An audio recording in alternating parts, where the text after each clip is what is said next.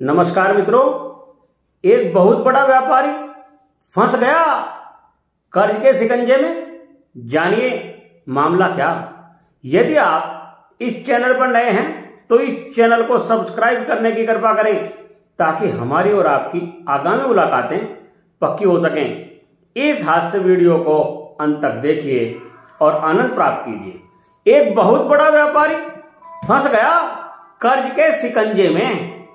कर्ज हर हाल में किसी न किसी रूप में चुकाना पड़ता है।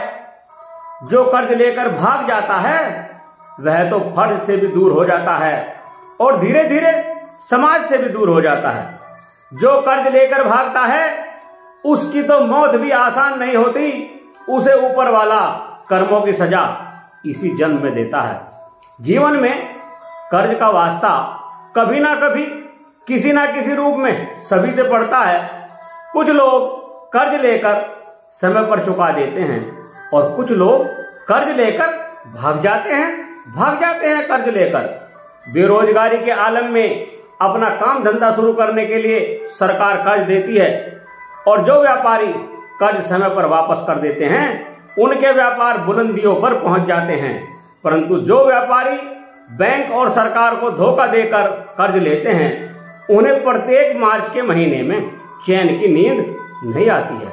वैसे तो मार्च के महीने में चैन की नींद बच्चों को, बूढ़ों को और जवानों को भी नहीं आती है।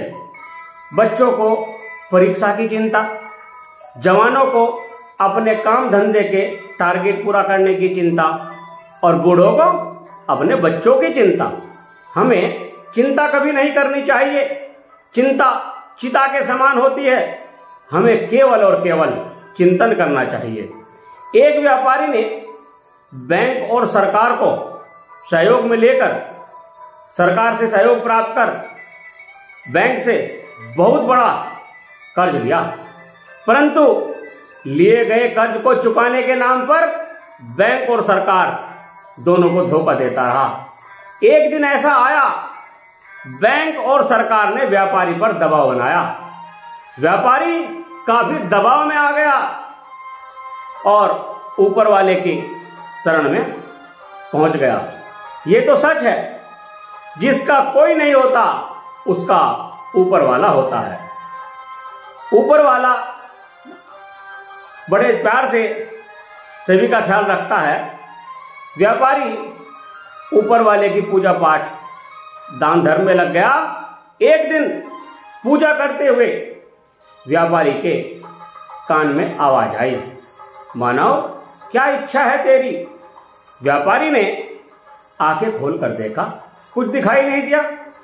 फिर व्यापारी के कान में आवाज आई, मानव क्या इच्छा है तेरी। मानव हम तुम्हारी इच्छा पूर्ण कर सकते हैं, परंतु तुम जैसे साधारण मानव हमें देख नहीं सकते हैं। व्यापारी ने कहा, मालिक मैंने सुना है आपके यहाँ का 1 रुपया हमारे यहाँ के अरबों रुपए के बराबर होता है। व्यापारी के कान में आवाज आई, मानव ठीक सुना है तुमने। इस पर व्यापारी ने कहा, मालिक मुझे 1 रुपया दे दीजिए। मेरी बैंक वालों ने और सरकार ने हालत खराब कर रखी है। फिर व्यापारी के कान में आवाज आई, ठीक है मानव, तुम 1 सेकंड इंतजार करो।